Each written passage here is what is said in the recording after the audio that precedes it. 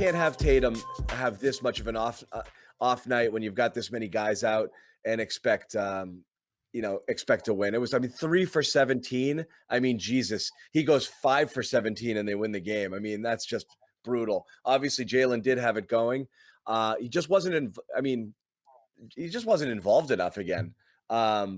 It feel like, how many points down the stretch there in the fourth quarter was Jaylen not getting the ball in his hands? A lot. But Tatum just had a rough game. Tatum plays even a little bit better, and they probably pull this one out. Yeah, and Tatum was actually due to have an off night like this. I mean, when you look at just the way that he has been playing, not just really good, but exceptionally good, like top 5 NBA player good of late. So for him to have an off night, no surprise there. And Jaylen Brown again, another night where you end the night thinking what could have been. He made his first 6 shots. He was in a great flow, great rhythm, and then once again there were those lulls where the ball just didn't find him.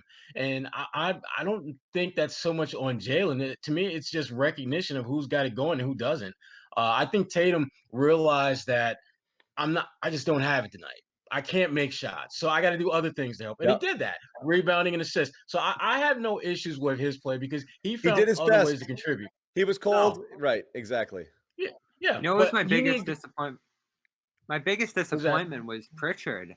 I thought he looked lost again with the starters. I know he hit some shots, but out of place defensively. Brad was getting on him like crazy a couple of times for positioning on both ends of the floor.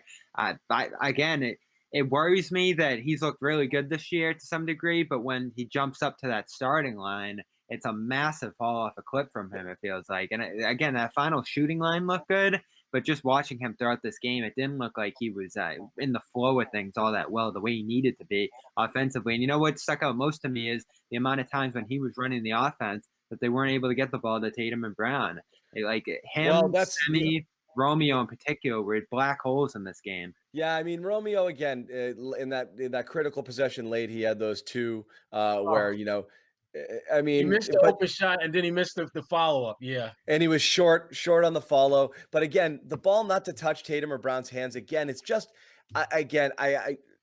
I hate going back to coaching on that one, but again, roles, okay? If you're wide open like Romeo was, I guess it's okay to take the 3 there. I'd still rather early in the clock work that around to somebody else, but you cannot have a possession where Tatum and Brown don't touch the ball late in the game. You can't have it. I mean, you just can't have it. And they had a couple of them, and that's just perplexing to me. And I know Tatum was ice cold, but like Romeo's not out there to score late in that game. You know, he's not. If he grabs an offensive board or he gets he backdoors somebody or something and you can get an easy shot. Absolutely. But he's not there to look for offense. So just perplexing, down the stretch. They really never got into their offense at all. You're right. Pritchard, it felt like they never got into their offense at any point in time in the night. This was a game for all the Kemba haters because when Kemba misses the game, a guy like Jayson Tatum is cold as ice. And you see the final score of this one. These guys could not buy a basket tonight.